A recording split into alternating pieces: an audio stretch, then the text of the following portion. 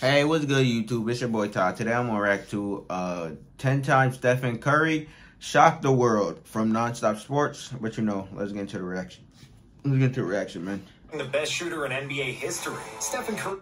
Before becoming the best shooter in NBA history, Stephen Curry was just a skinny kid from Charlotte who struggled to get a college scholarship. Nobody ever believed he could make it to the NBA, but he kept working until he proved the world wrong.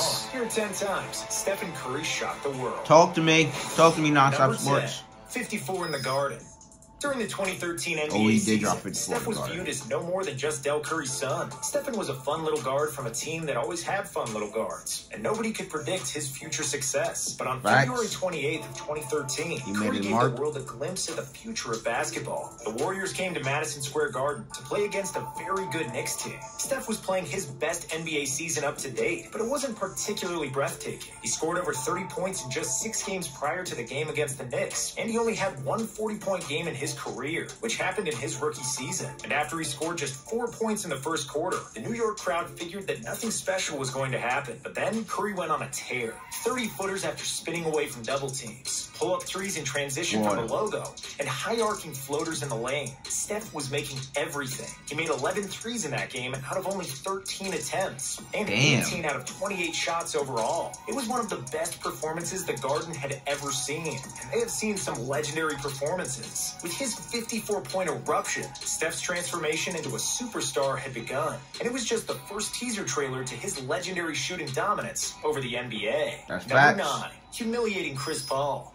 Humiliating somebody on national TV is one thing, but to embarrass an all-star and a future Hall of Famer is next level. And it's an even bigger deal when the all-star plays the same position as you and is considered your biggest rival. Before March 31st, 2015, Chris Paul was almost unanimously considered the best point guard in the NBA. Then Steph Curry came and dethroned CP3 to become the new king of NBA point guards. But this point guard rivalry didn't start there. In 2014, the Clippers defeated the Warriors in the first round of the playoffs. And every time these two teams met, there was bad blood, a lot of arguing, and hard fouls. That year, Steph made All-NBA second team, and Chris Paul was on the first team. Then in 2015, the tables turned. The Warriors had the best record in the NBA, and Curry was the frontrunner for MVP. In early March, playing against the Clippers, Steph made one of the most famous threes of his career. The best part was it happened against Chris Paul, dribbling the ball in traffic through multiple defenders. And stepping outside for a three, Curry hit an impossible three over CP3, with Steve Kerr grabbing his head in disbelief. Steve Kerr was livid. He was like, "What are you doing?" Then he made it. He was like, "Ah, it's cool." The hottest thing in the NBA. But Curry wouldn't stop there. And 3 weeks later, Steph would one-up himself against CP3 again. Steph dribbled the ball on the baseline, guarded by Chris Paul. Stepped on his shoe behind the back, dropped him. faked a drive to the rim,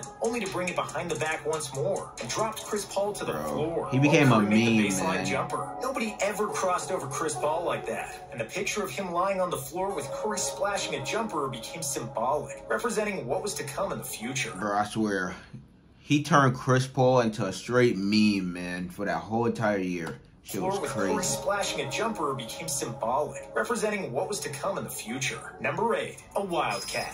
Before 2008, Stephen Curry was far from a household name. Sure, if you followed college basketball religiously, you knew that in 2007, Steph broke the freshman record for three-pointers, and that he was the second leading scorer among all freshmen, behind only Kevin Durant. But because he played for Davidson, a less popular school, and lost in the first game of March Madness, Curry didn't get any time to shine. However, in the 2008 season, Steph more than made up for it. He averaged 25.5 points and led the conference in scoring, securing Davidson another bid to the NCAA tournament. Still, nothing changed. Everybody figured the Wildcats would be run over by the 7th seed Gonzaga, but Curry had other plans. He went off for 30 points in the second half and 40 points overall, going 8 for 10 from 3. And Davidson won their first March Madness game since 1969. At first, it was supposed to be just another good story of an underdog that defeats the favorite for one game, which happens every year, until Steph did it again. After scoring just 5 points in the first half against 8th seeded Georgetown, Curry exploded imploded for 25 points in the second half, erasing a 17-point deficit and sending the Wildcats to another victory. In the Sweet 16, Steph put up 33 points and demolished Wisconsin. And then their Cinderella story was finally over against Kansas in the Elite Eight. The Wildcats may have lost that day, but it was a win for Curry because everybody learned that Del Curry's kid was a bad boy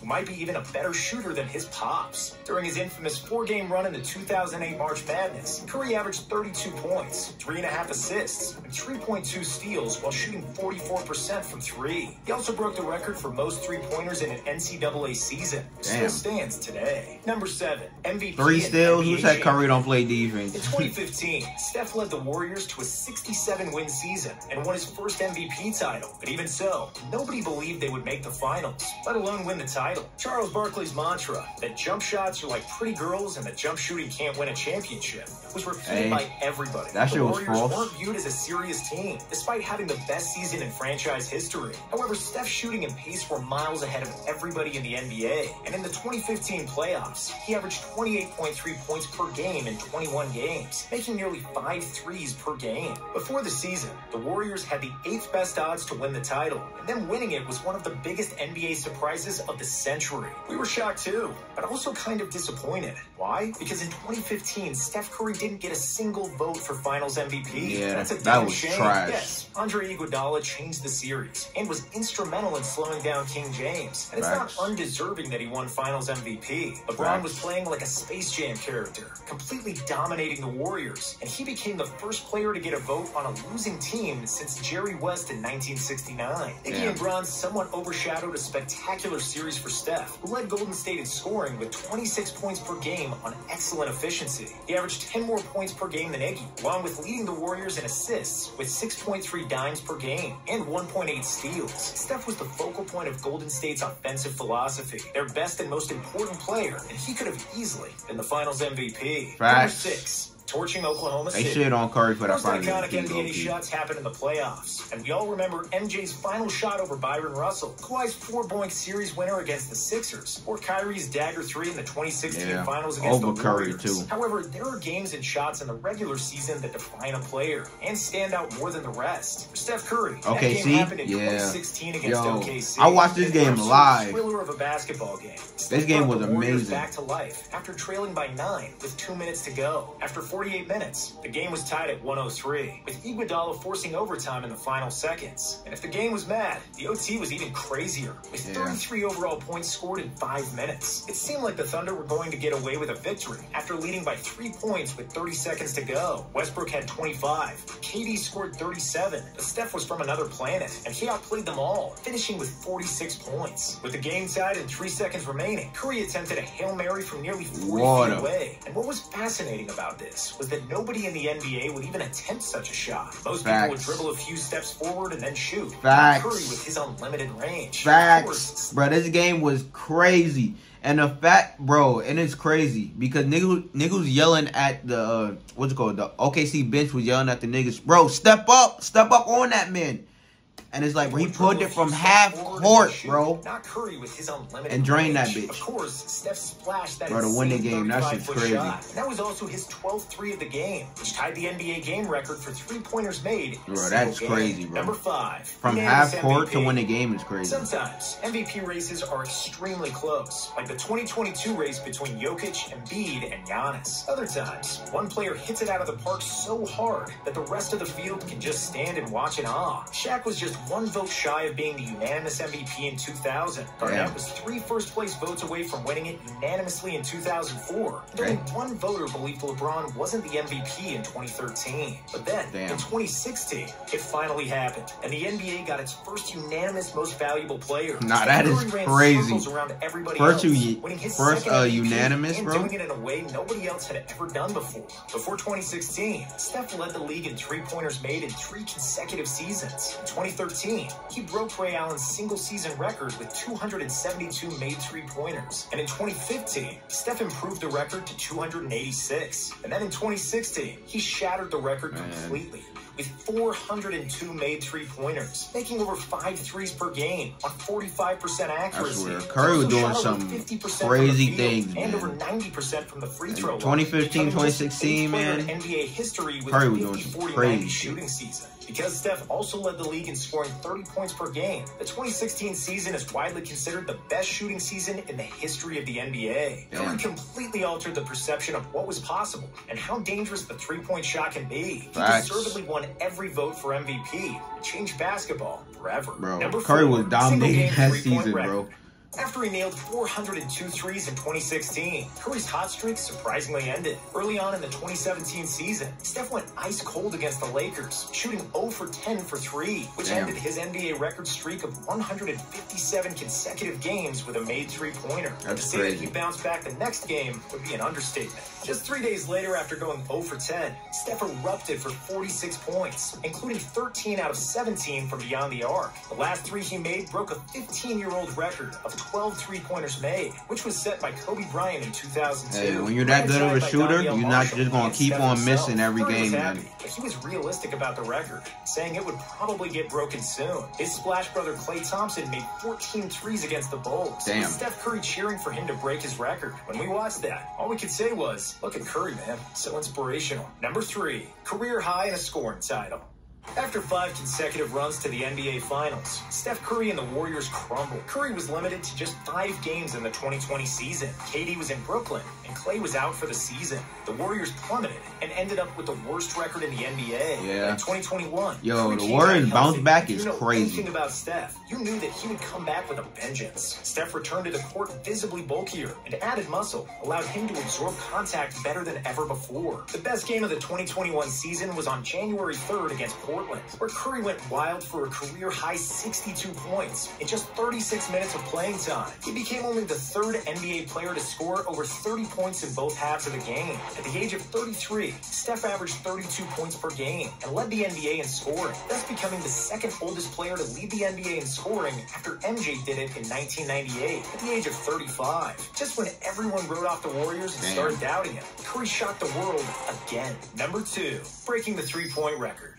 In 2010, Ray Allen broke Reggie Miller's three-point record. When Ray retired in 2014, his 2,973 career threes seemed like a record that lasted for decades. Until just 3 years later, after Steph Curry burned the NBA with 402 threes in a season, it was no longer a question if Curry would break Ray Allen's record. It was only a question of when he would do it. Then it finally happened on December 14th, 2021, in Madison Square Garden against the Knicks. In the first quarter, Curry nailed a step-back three. I knew it was when Curry was having a fucking shooting slump and shit, man. On Christmas, Steph became the first player ever with 3,000 career three-pointers, and he's likely going to get over 4,000 in the upcoming years. We live in a three-point world now, and maybe there's a player somewhere that's going to break that record sometime in the future. Someday. I'll tell you one thing, if that player exists somewhere, he's not yet playing in the NBA, because no active player is on a trajectory to break Curry's record. Number 1, 43, and the Finals MVP. Yeah. The Boston Celtics came to the 2022 Finals with a... Curry closed these niggas out in great fashion, my nigga. Come on, non-stop sports. Of the regular season and the best defense in the playoffs. Talk about it. Kevin Durant, who is arguably Marcus Smart, who, nigga? That was like you gonna lock him up, nigga, please. 33% for three. That nigga got cooked. KD and the Nets out of the playoffs. And 4K, that nigga got cooked. Quote unquote, the skinny, unathletic small guy. The Celtics had no answer for him. Bro, they couldn't stop this man. Any way he wanted to, either shooting from deep or penetrating to the rim. They couldn't stop this man, bro. Was the crown jewel of his career, where he scored 43 points and won the game basically by himself. Yeah, they needed that game too. If the Celtics won that game, they would also win the championship. But Curry shocked the world yet again, stole Game 4, and then closed out the series like a true G, pouring champagne for his 4th NBA title. That championship DNA was different. Finals on 63% true shooting, winning his first Finals MVP. He finally shut up all the remaining doubters, and nobody can say anything to him now. Facts. What they gonna say now? What they gonna say now? Nothing. Finally got his Finals MVP, but man, like, nigga Curry. Bro, Curry closed the Celtics out in great fashion. But, you know, another fucking great video from fucking Non-Stop Sports. 10 times Steph, you know, shocked the world and shit, man. Like, man, no one expected Curry to be this good. Like, this good. And the way that Curry impacted the game and fucking you know, change the game with his 3-point shooting. It's fucking crazy, man. Like Curry and the fucking Warriors changed the league so much, man. It's like they got like they making centers have to be able to shoot the fucking 3-ball and shit, and fucking, you know, space the floor and shit, man. Man, it's fucking crazy. It's fucking crazy how Curry and the fucking Warriors fucking, like, you know, impacted the league so much.